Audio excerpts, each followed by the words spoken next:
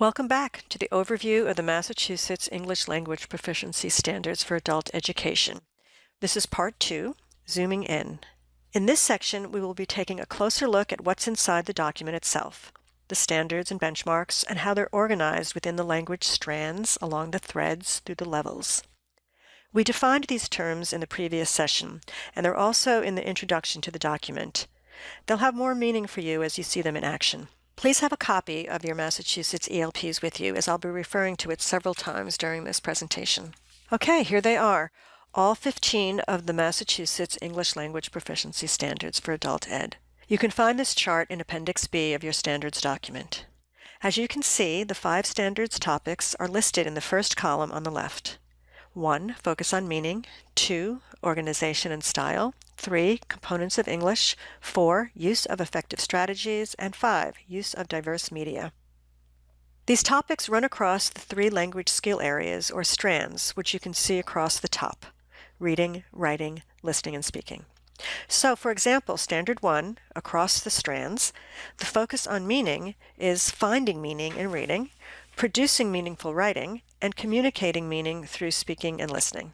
Similarly, Standard 2 is the same across the strands: understanding and using the organization or structure of a text effectively in reading, writing, and listening and speaking. Please pause the video now and take a moment to read through Standards 3, 4, and 5 across the strands. When you're ready to resume, click on Play. One thing to notice is how manageable these standards are. That is, with the pattern and the consistency of the topics across the strands, one could easily remember or internalize the standards in broad terms. The other thing I'd like to point out is the presence of the college and career readiness standards woven through these Massachusetts English Language Proficiency Standards. For example, Reading Standard 1 includes building knowledge and increasingly complex texts. These are 2 of the instructional shifts from the CCRS. Writing Standard 1 also includes increasingly complex texts, and Listening and Speaking Standard 1 makes reference to work and academic contexts. All of the Standard 3s include academic and domain-specific vocabulary, and Standard 5 focuses explicitly on diverse media, which is one of the CCR standards. You'll see a lot of references to the CCR standards as we move through this document. Another organizational feature of the Massachusetts ELPs, mentioned in the previous session, is the threads. Here you see a sample of threads in Standards 1 and 2. The threads are subcategories within each standard, and while they're not identical across the language strands, you can still find some continuity. For example, in the Standards 1, there's a subcategory or thread that focuses on arguments. In Standard 2, there is a thread focusing on style and register. Don't worry about remembering or internalizing all of the threads. They're there to help you locate particular information when you're looking for it. You'll see them throughout the document and also pulled out, as in this chart, in Appendix B. Now let's look at a standard across the levels. As an example, this chart shows the first reading standard, the student levels, the first thread, and the corresponding benchmarks across the 6 levels. You can find the less colorful version of this chart and all of the standards in the document. This is the basic layout of the standards and benchmarks across the levels. We have color-coded this image to assist in identifying each of the elements as I talk about them. First, we see the blue row at the top, Reading Standard 1, which maybe is becoming familiar to you at this point. The letters and numbers in the parentheses after the standard indicate the source documents of the standard. In this case, the sources are several of the CCR standards for reading and 1 for language, the Massachusetts ESOL Curriculum Framework Standard 1, and the ELP Standards 1, 5, and 6. In the pink row, each standard is divided into the 6 NRS levels, from Beginning Literacy Level 1 to Advanced Level 6+. In the green row below, you'll see a capital letter A and the first of the 3 threads in Standard 1 of reading. This first thread focuses on types of texts and the purpose of reading, and the benchmarks below share this focus. The last 3 rows in purple, peach, and gray contain the benchmarks. Pause the audio and take a moment to read across the first set of benchmarks. Did you notice the increasingly complex texts and the examples of what a complex text looks like at each level? A note about these examples, or the EGs. They're not exhaustive or required. They're included to clarify what the benchmark is referring to, and what materials and activities are appropriate for each level. They're meant to be helpful, not restrictive or prescriptive. Did you also notice the words "with support" in Level 1? You'll see this often in the benchmarks as an indication that you can increase the rigor and complexity in your ESOL instruction even at the lower levels, with support. Now pause the audio again and look at the second peach row. Here the benchmarks focus on increasingly complex activities a reader might do to build knowledge from those increasingly complex texts.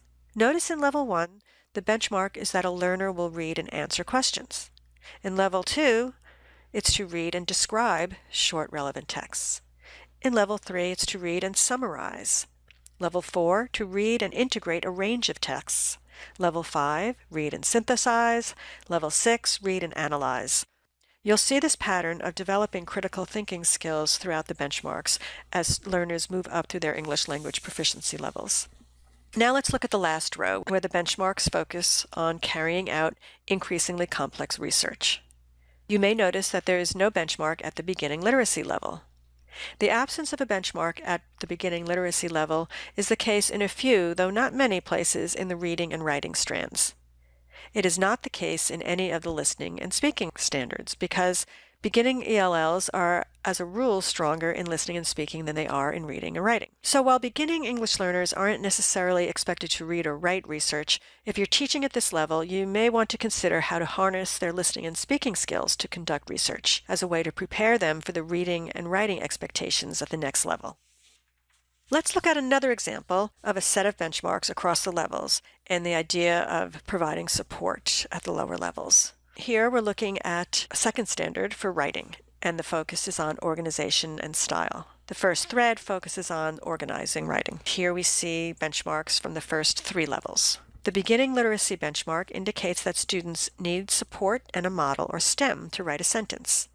A stem is a part of a sentence that is generally new to the student, provided by the teacher, and to which the student adds information. In the next level, low beginning, students are expected to produce information in a sentence without that support. Support that is used and then removed when it is no longer needed is called scaffolding, and you'll see that word or concept occasionally in the benchmarks at the lower levels. But even where you don't see it, scaffolding is always an option and an effective technique for preparing learners for more independent work later. In the next high beginning level, learners are expected to produce a short, simple paragraph. Tasks move from less complex to more complex as the ESOL proficiency level increases, and learners move from being less independent to being more independent. You've seen a sample from the reading strand and one from the writing strand. Now let's take a look at the listening and speaking strand. Once again, in the Massachusetts Curriculum Framework, listening and speaking were separate. In the CCRS, they're together, and the Massachusetts ELPs follow the CCRS model. Within the listening and speaking strand, there are threads and benchmarks that focus on listening, and others that focus on speaking, and others that focus on both, listening and speaking in interactions or conversations. In this example, we're looking at the listening and speaking strand, Standard 1, focus on meaning, Level 5 only, high intermediate, and Thread A, carrying out increasingly complex communicative activities. At the bottom, there are 3 benchmarks, A, B, and C. Benchmark A, the first one, focuses on listening skills, and at this level, the activities, the tasks, might include listening to a short academic presentation, listening to interview questions, digital recordings, etc. The second benchmark focuses on speaking skills. At this level, it might include making a clear argument in an academic, public, or professional setting, advocating for needs, explaining gaps in a work history, etc. And last benchmark focuses on interaction.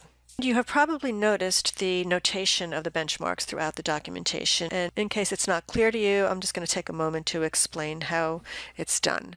The strand is indicated by a capital letter, R, W, or LS. The standard comes next, and that's indicated by a number. Here it's Standard 2. The thread is designated by a capital letter, and there's a period after the thread. The level is designated by a number, here Level 2, and the benchmark is designated by a lowercase letter. So take a few seconds and find this benchmark in the document.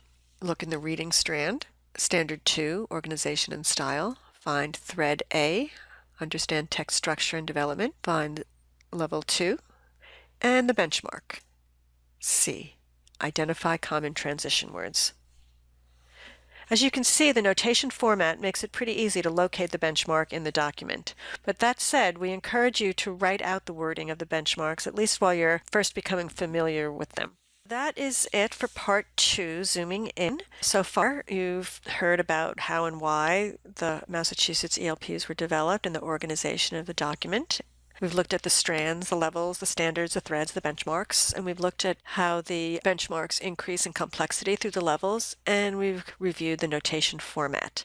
In session 3, we'll look at how you can use the Massachusetts ELPs in your instructional planning and your classroom. We'll look at how the different layouts lend themselves to different uses, and perhaps most importantly, we'll look at how the increased rigor is woven through the Massachusetts ELPs and how this can help you increase the rigor in your ESOL instruction. Click on the next module to begin.